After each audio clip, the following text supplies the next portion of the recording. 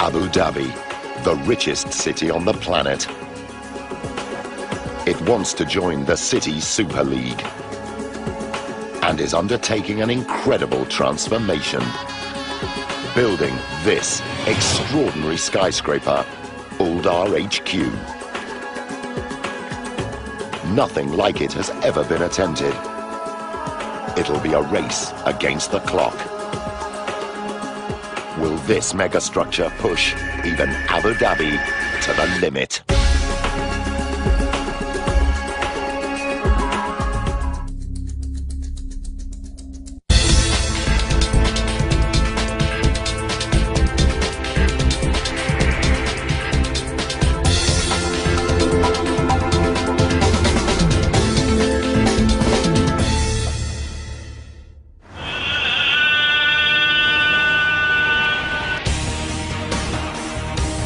Abu Dhabi is in the midst of a construction boom. It's the largest of 7 sheikdoms known as the United Arab Emirates. Its capital, also called Abu Dhabi, is the richest city on earth. Its ruler, Sheikh Khalifa, has a cool $875 billion in the bank and an audacious spending strategy to match. He wants to transform the skyline and compete with the international elite of London, New York and Hong Kong. But this is not the first time the Emirate has stood at the crossroads. Just decades ago, Abu Dhabi was a desert backwater, until the discovery of oil in 1958 brought unimaginable riches to its ruler, Sheikh Zayed. As the petrodollars flowed in, he converted the shell houses into high-rise, and the traditional way of life was swept away. Today, Abu Dhabi is a thriving metropolis, sitting atop the world's 5th largest oil reserve. But black gold alone cannot put this city in the Super League. To do that, Sheikh Khalifa must lure big business and tourist dollars. Abu Dhabi must expand to thrive.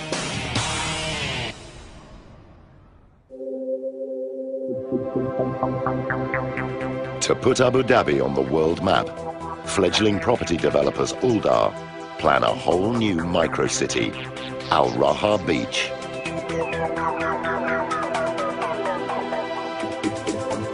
It's an ambitious proposal.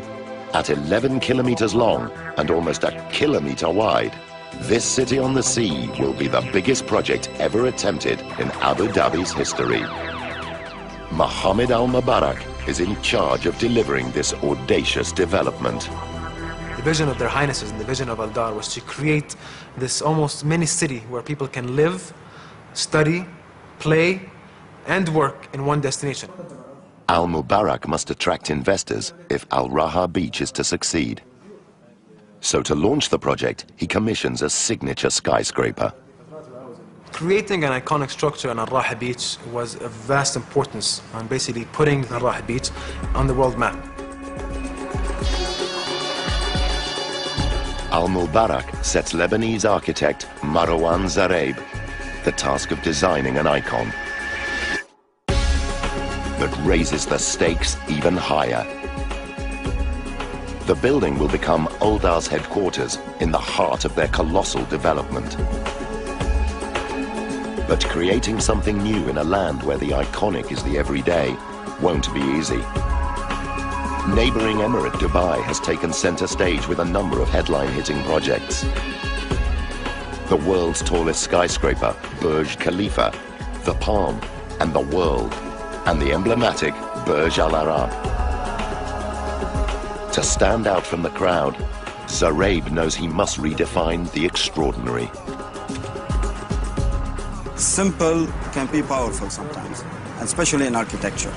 You can see it since the pyramids of Egypt. Most of the iconic buildings are very simple buildings. But it isn't until Zareeb is relaxing on a plane that he has a brainwave. But I couldn't sleep, so it was a moment of relaxation, you know. And then the idea came simply. So I took a pen and I drew it on a sketchbook. The design is simple but daring. A round skyscraper taller than the Statue of Liberty, with a curved glass skin covering the area of 4 football fields. To be honest with you, the moment I imagined it, I knew it was a winning concept. I knew it was something different. In fact, the design is so unusual, Al-Mubarak initially doesn't know how to react. And when I first looked at the MZ design, I was a bit confused in the beginning, to be honest with you. I felt like I was looking at a comic. I felt that this was a flying saucer and basically it landed on Al-Rah beach. And I just kept on staring on it for like another 15 minutes. And after 15 minutes, I just fell in love with it. Zaraib's design is inspired by nature. 2 giant circular curved walls of glass mirror an open clamshell. Architecture is nothing but imitation of nature. At the beginning, the idea was so geometrical, very pure. It's like a seashell. The seashell has deep meaning for Abu Dhabi with its seafaring heritage. But a circular design poses a problem. Just like a coin that stands on its edge, it risks being unstable. The circle must be balanced. So Zaraib turns to some very old-school geometry. The real challenge of the facade, of the circular facade, was to find the 2 points where the building should pose on the ground. And for that, I had to go back to one of the oldest rules in architecture, proportion. When you have a circle, you can divide it into a pentagram.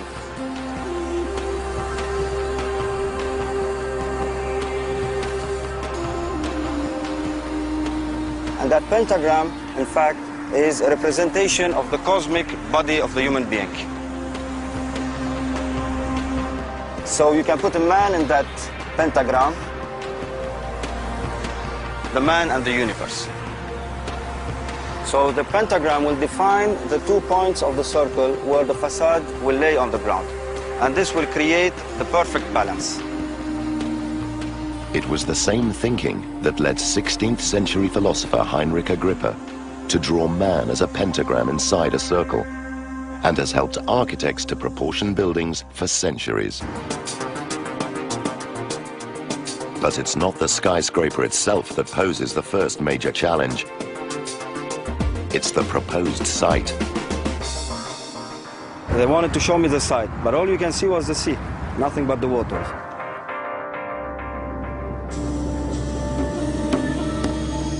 Unbelievably, the solid ground required for Aldar HQ does not yet exist. The desired location is 700 meters out in the Persian Gulf and 8 meters underwater. New land must be created. Over 3 million cubic meters of sand must be found. Surely a simple task with Abu Dhabi's endless desert dunes. But desert sands are too fine to build with. The land would just slide into the sea. Marine sand is needed. Its larger grains help it stick together, creating the perfect base to build on. Dredging sand from the seabed is one solution, but fortunately, the last sheikh has already done the job for them. Whilst cutting a shipping channel in the late 1970s, Sheikh Zayed created an island of discarded sand. Luckily for the engineers, it's just across the water, so they decide to move all 20 million cubic meters of it. A fleet of cutter dredgers eat their way into the island.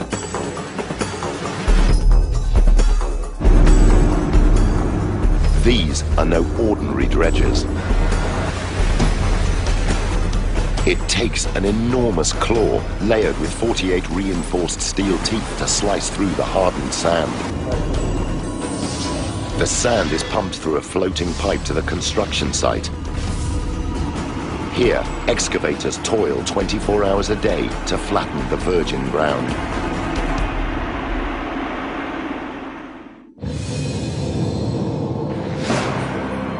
After 8 months, the land for Aldar HQ is fully formed, and with this, the first major problem overcome. Now, engineers must somehow turn Marwan Zaraib's radical design into an engineering blueprint. The building is bellied. But it soon dawns on the engineering team that time isn't on their side. We mapped out the program and it was, I realized that basically from this blank sheet of paper we would have to start piling within 2 months, which is absolutely unprecedented for a building, well, for any building, but certainly a building which is of a unique geometry. Aldar want their skyscraper completed by an astonishing deadline. In just 30 months' time, the eyes of the world will be on Abu Dhabi when it hosts its first Formula One Grand Prix.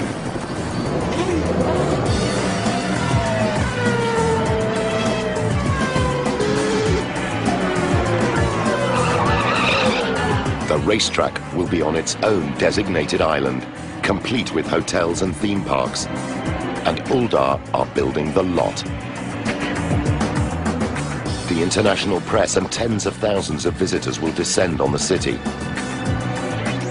It's the ideal opportunity for Aldar to showcase their new HQ. But to stand any chance of meeting this target, the team will have to pull out all the stops.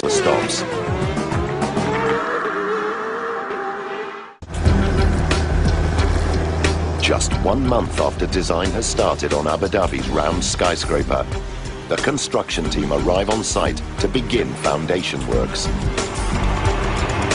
For construction manager Miles O'Sullivan, the schedule is a shock. With the design not complete and being told you're going to pile in 1 month, almost crazy. But it's not just the first deadline O'Sullivan has to worry about. Aldar HQ's round curved shape presents an enormous sail-like area when wind strikes. Wind tunnel tests must be done to prove the foundations can take the strain. But the results won't be back until work has already started. Abu Dhabi is regularly hit by high-pressure winds that sweep in from the Persian Gulf. But building Aldar HQ so close to the sea will put the foundations under another kind of pressure. Digging for Aldar HQ is very similar to digging here in the sand. What you get as you dig down is you'll get to see the groundwater starting to surge through the sand. And in fact, it's that groundwater that we see start coming through the sand here that's creating the pressure and obviously creating the issues for us when we do the construction.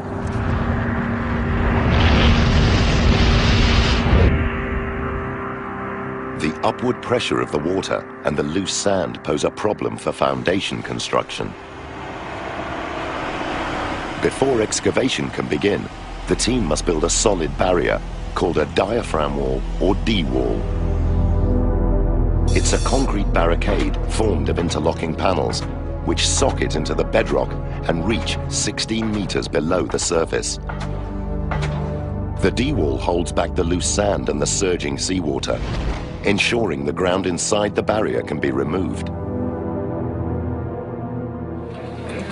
These areas here, what are these? Sumps? The D-wall must be built before the foundations can be laid. But with the blueprint above ground or work in progress, the team can only hope that over-engineering the foundations will make them strong enough. The design calls for about 400 concrete piles that work in 2 ways. Half of the piles rely on friction with the ground to secure the structure to the rock and sand below, whilst the remaining piles drive deeper into the rock to dissipate the building's immense loads into the ground. On site, D-wall construction begins. It's the same process ongoing at this Abu Dhabi construction site.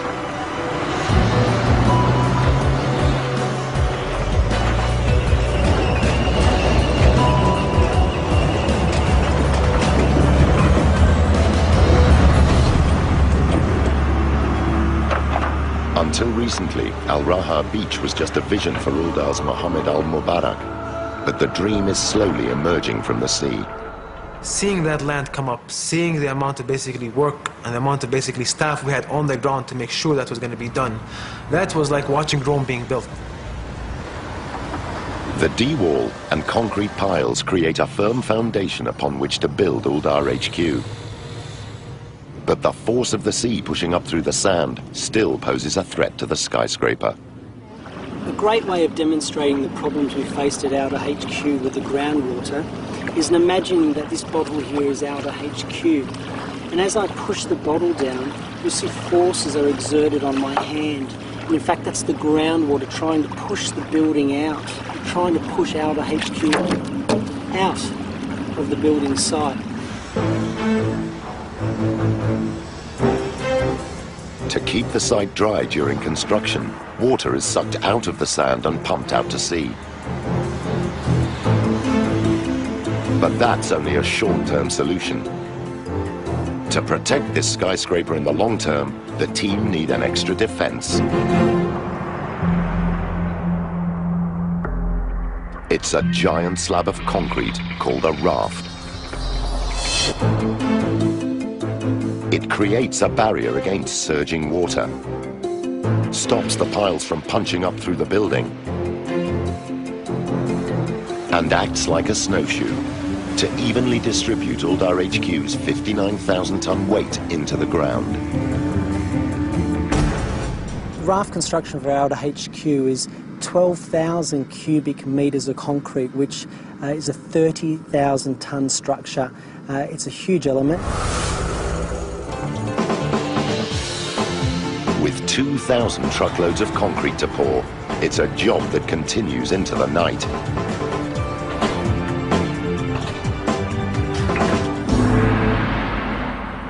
But engineers are just getting to grips with the severe forces that will affect the piles.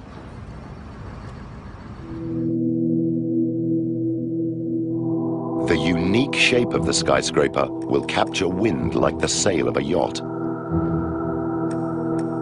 There are no guarantees the foundations will be strong enough to cope with the loads. The advanced construction works had to commence so quickly that we didn't have time to do the wind tunnel test. It was important that we did one, primarily because this is a unique shaped building. Gibbons calls upon wind engineer Roy Denoon in Colorado, USA. He puts a scale model of the HQ through its paces in his high-tech wind tunnel. Right at the start, Craig Gibbons actually called me and said, "We've got something really unusual coming up. Can you take a look at it and give us your first best guess of what the wind loads might be? Give us some guidance on how to get to some loads for the foundations, because this is running on such a fast-track schedule."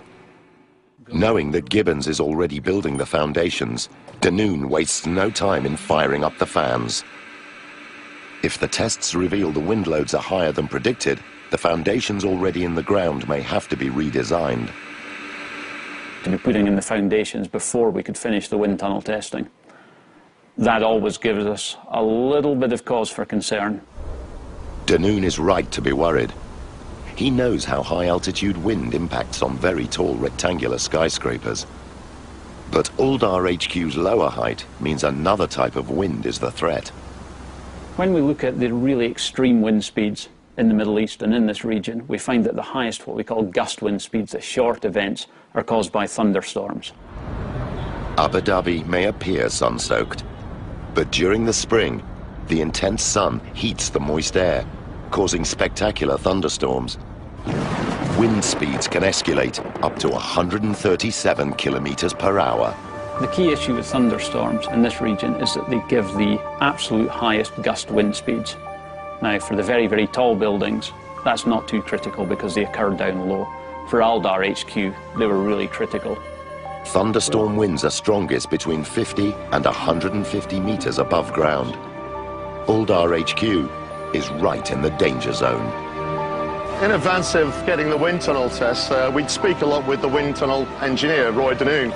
And Roy would wind me up about the kind of loads he was getting, etc. And knowing that the piles were going in as we spoke. Wind hitting Aldar HQ's sail-shaped facade puts the building's narrow base under pressure. The wind wants to twist the structure. The foundations must be strong enough to resist these forces. A little bit more smoke there, Doug. And if you could just crank the speed up in the tunnel just a touch. A little bit more. Denoon analyzes the wind tunnel data. Fortunately for Gibbons, It's Denoon's jokes that have no foundation. And I got the results back from the wind tunnel test, and they were within an absolute whisker of my early predictions. And I was just delighted by that. I couldn't wait to get on the phone. They were pretty relieved, I think, because I think they'd been sweating on it a bit. It was a great relief to know that Roy was just winding me up, and that in actual fact the wind loads were very much in line with what our expectations were. The results of the wind tunnel test are great news, but the relief is short-lived. Now the structure needs a super strong backbone or core. But again, conventional building won't fly with this design. For Aldar HQ, one core wasn't enough. We needed 2 cores, in fact, to take all the loads down into the structure. Aldar HQ needs 2 concrete cores for extra stability. The twin spines rise a full 125 meters from the concrete slab to level 23. Reinforced with 6,500 tons of steel, these cores will transfer the loads into the piles. But to channel these forces safely, the concrete must be cast without any flaws. They need a way to build the cores as 2 single pieces of concrete. The answer? To slip form.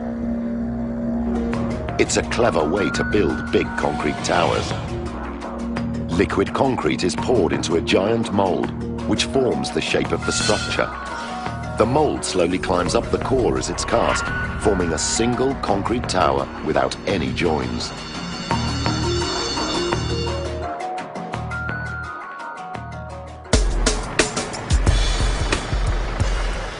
Seamless concrete will ensure the HQ's cores are strong. But these 125-meter backbones must be built in only 6 months.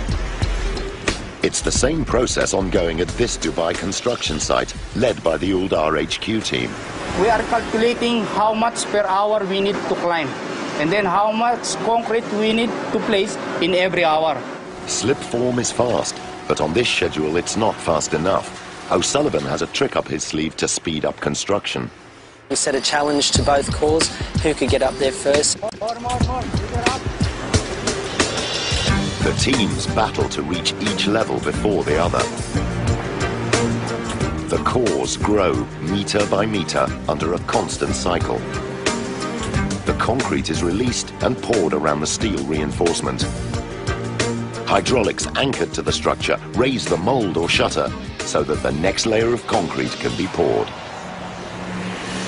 Manpower is a key focus because slip forms are very labour intensive. You need to make sure that the guys are on deck, they're there at the right time, they're doing the right works. 4 months into core construction, the 2 teams are neck and neck in the race to the top. Core 1's team leader keeps a close eye on Core 2's height. It's been my benchmark, so if I'm doing better, I'll be ahead of them. It's a lot of pressures are there. My boss is telling me, do this, go up, go up, go up. But it's good, the pressure is good. Core 2's leader also feels the strain. I'm working 24 hours today. I try to finish more earlier than the other core. Every month, the builders pour enough concrete to fill 1.5 Olympic swimming pools. But the teams aren't home and dry yet. There's still a challenge to finishing. Cores are renowned for going up quickly and sometimes having problems, so there's a lot of coordination effort that goes in to make sure that they do go up on time. We had structural steel elements to cast in. We had crane connections to get right. After just 6 months, the 2 cores are approaching the top. Core 2 is only a meter or so behind, but Core 1 push ahead to victory. Core 1 won the race. It's really good to know that we're on top. For O'Sullivan, the contest to build the cores in record time has paid off. A lot of planning goes into the cores. To see it come off, a fantastic feeling. But it's only a stepping stone, the core construction. There's a lot more to go on. The team have so far overcome the obstacles to bring Aldar HQ to life. But now they must face their most complex challenge to date. 1 year in, and Abu Dhabi's radical skyscraper is beginning to take shape. But with only 19 months to the deadline, the engineers must crack how to build Aldar HQ's vast external shell.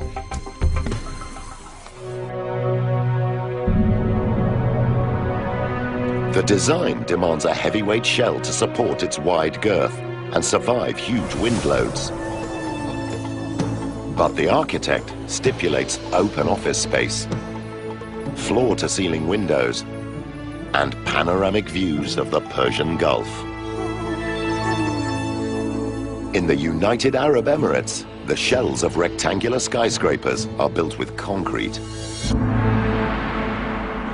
But the geometry of Aldar HQ's shell is so complex, it must be built with the precision of a Swiss watch to fit together. On this scale, achieving millimeter accuracy with concrete is practically impossible. We knew at the outset a wholly concrete building was never going to work in this instance. And Stu, I understand that now we've been able to get a high degree of repetition through. And there we go. The engineers need another solution. The answer? A specialized steel exoskeleton called a diagrid. It's a muscular but slender steel frame that will form the HQ's unique shape and will channel forces through its high-strength beams and joints into the cores. Steel is very strong as a single element, but meshing them all together gives us this added strength and also allows us to make these rather unusual shapes. The very first sketch of the B&U, however, is the impact on the floor structure. So we could have 3 teams of guys working. The steel exoskeleton should make the architect's vision possible, but it'll be a first for the United Arab Emirates.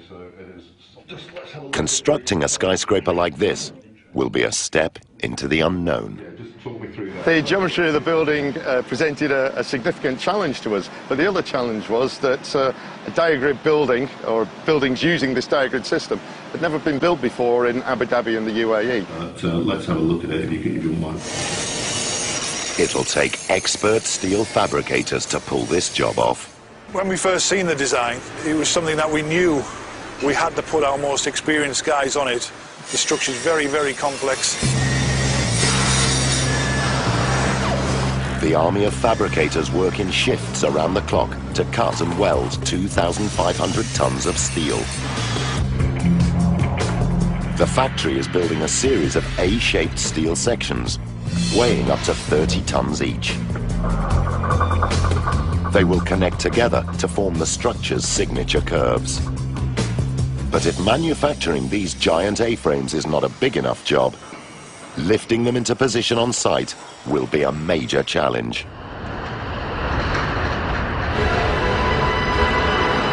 Great to see the steel arrive for the main diagrids, the main columns to the structure. Huge sections. The thought of actually starting the steelwork some 18 months after we started the job, fantastic. But excitement of the first A-frame delivery is soon replaced with trepidation. Lifting these monsters will be a precision job, and tensions run high. When we rigged the first A-frame up, you've got to put all the chains on it. It would take maybe an hour to rig it up, and everybody's then thinking, I hope this is going to work. Everyone is on tender hooks. Now is the moment of truth. The A-frame is lifted off the ground. There was a big ah from the crowd when it went in. The first exoskeleton section is finally bolted to the base plate.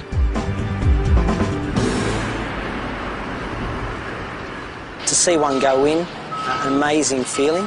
First A-frame up, again a milestone achieved, but then a lot more to go.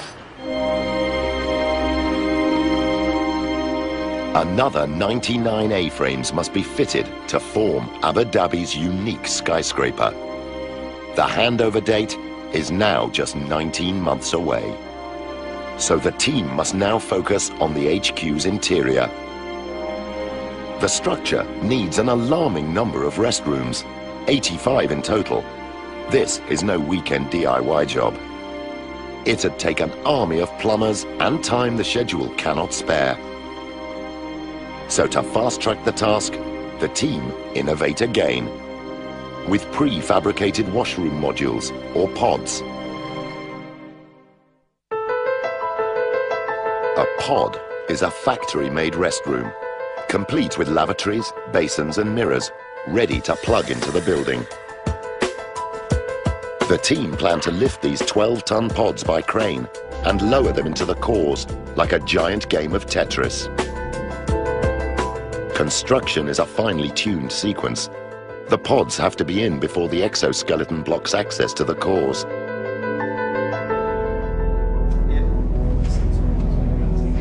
Aldar must approve the design fast, but there's a problem. We produced a lot of visuals and graphics which we had signed off. Then we actually built the pod. We went to look at it at the factory and a lot of people thought that's it. But Aldar unexpectedly rejects the pod design. It's just too ordinary for such a futuristic skyscraper. It will take months to remodel, and the exoskeleton can't wait. The whole plan could go down the pan. The only option is to leave out 2 roof sections and drop in the pods later, but this has its own dangers. With 0 hour looming, the team must now wrap the building's skeleton with a glass skin. And no one has ever built a glass facade like it. The geometry of Aldar HQ is highly complex. 2 giant bowed facades cover an area the size of 52 basketball courts. A 3rd narrow surface joins the round facades like a zipper, arcing an extreme 290 degrees from one side to the other.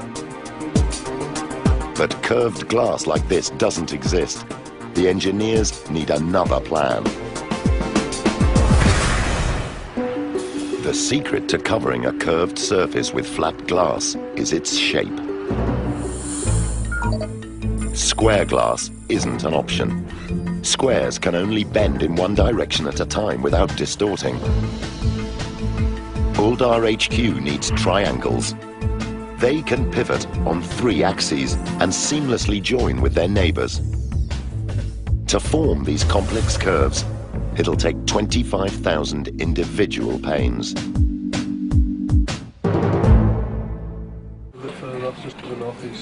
But before glass production can begin, the team must know what wind pressures it will face. It's back to wind engineer Roy Danoon, who must test the design in his wind tunnel. When we first saw the design, we knew there was some potential for some quite high glass design pressures. If you under-design a pane of glass, then it will be sucked out the building. The large facades are most likely to cause trouble. The biggest loads on the overall building are the winds coming flat into the wide face, so it's capturing it almost like a sail. The wind comes into the centre and spreads out around the building, and where it separates and splits away from the building around the edges, that's where we see the largest pressures. The pressure is like a big SUV hanging off the outside of each panel. But that's not all Danoon's test reveals. The circular shape of Aldar HQ creates another problem. When we initially saw the design, the sharp edges threw up the warning flag that said, look, we can get some pretty large pressures here. Where the wind hits the edge of the narrow strip of glass, it spirals in on itself, creating a vortex. You see this recirculation of the flow. It separates away and you get this little bubble on the surface where the wind isn't hitting, and then it comes back in to meet the surface again. That's typically an indication that that's where your highest design loads are occurring for your glass. And that's very, very strong suction force is what that little bubble means. To stop wind sucking glass out of the HQ, each pane must be beefed up with thicker glass and a stronger frame. But that does nothing to limit the scale of the job ahead: installation.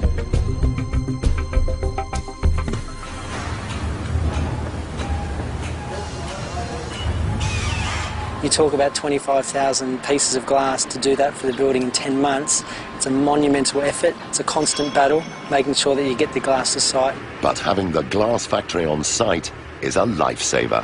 It made it easier for the site to actually call up on glass. Once they are installing the panel, they ran out of glass, we're immediately on the phone. We need more panels over there, so we got them on a truck, and 5–10 minutes later they were on the site. The glass factory sends the panels to the site by truck, and the panels are lifted by crane up to the installation team.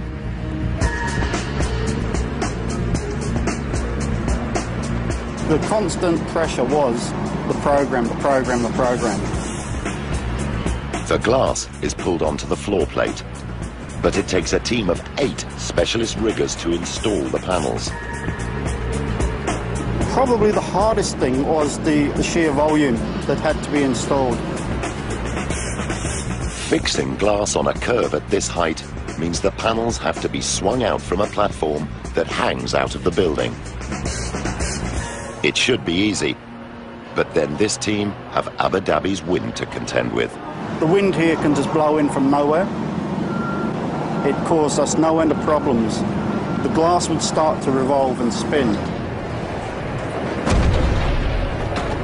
We would get a choice whether to lift it, bring it into the building, put it down, or to put it straight back down on the ground. They were decisions that had to be made on the spot. And you don't want a large panel coming down from 20 stories. Just contemplating that, it doesn't bear thinking about. This glass panel makes it into position in one piece. But the team have another 29 to install every day if they're to meet their targets. We got it up to 30, 32 on average, and I think the best day was over 40.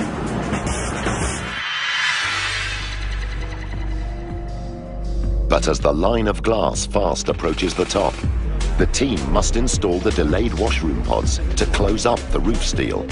Yeah, so if they did... You get to 15 metres, 15 metres in one day, so you're 120 metres. The new design is finally approved, and after 10 months, the 12-ton modules start to turn up on site.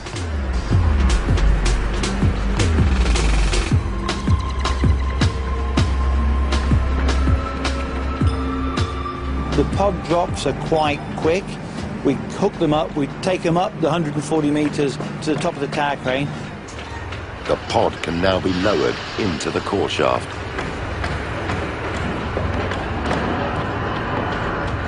It's a tight fit with just 75 millimeters of clearance. When I saw the first pods in, it was a relief that that saga was over and we'd actually managed to achieve what the client wants.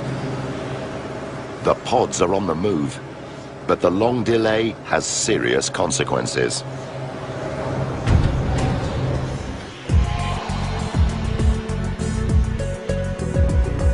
Finishing the exoskeleton should be a straightforward task, but the incomplete steel roof has sagged out of shape.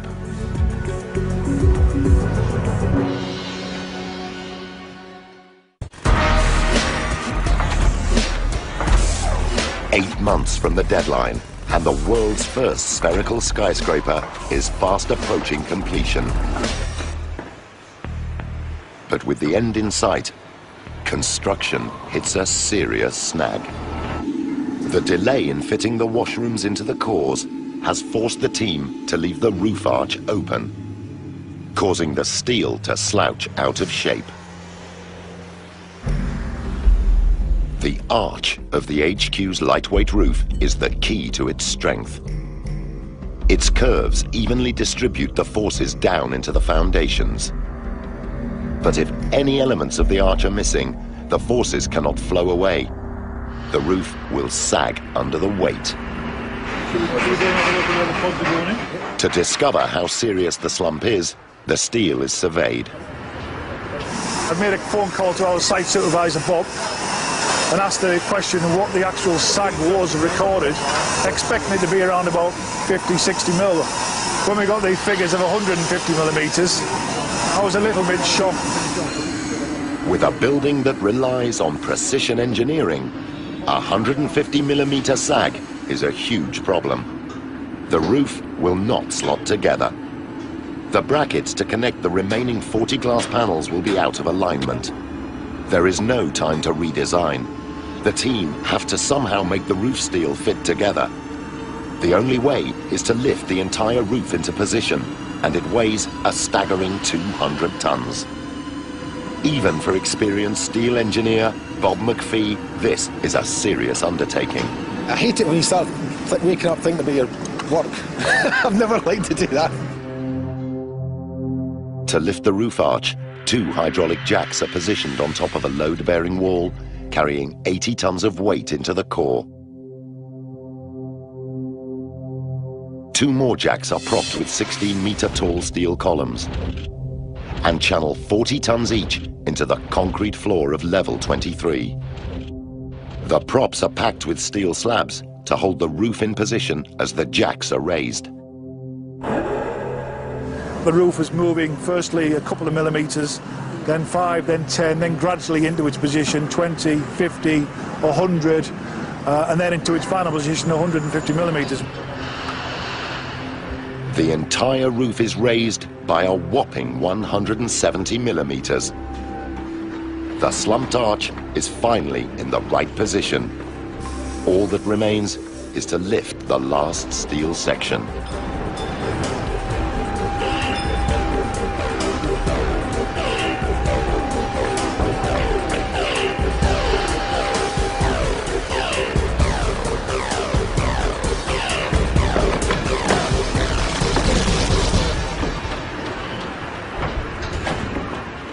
It's a tight fit. With a millimeter to spare, the roof is finally complete.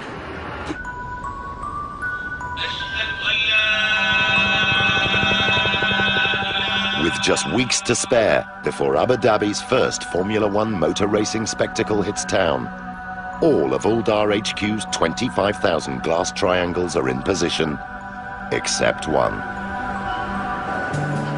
The glass installation team lower the pane inch by inch. No one wants to be responsible for shattering the last sheet of glass. It's a defining moment for the team.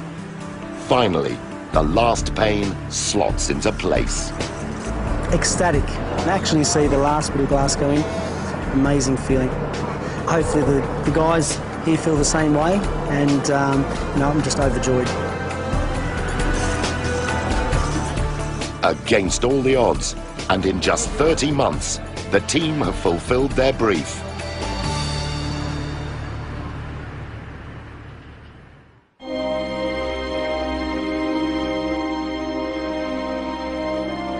An engineering triumph. This is Aldar HQ. This spherical skyscraper, a world first, rises 125 meters above the Abu Dhabi sands. All 3,000 glass panels mirror the surrounding landscape, reflecting the blue skies and the rolling sea of the Persian Gulf. Amazing structure. You don't see any circles in the world being constructed, so to be part of that was fantastic. Mindful of all the issues and challenges and highs and lows in between adds to that feeling of triumph. Mohammed Al-Mubarak fell in love with an extraordinary idea. But will the building match his high expectations? It's really a work of art. It's a stunning building.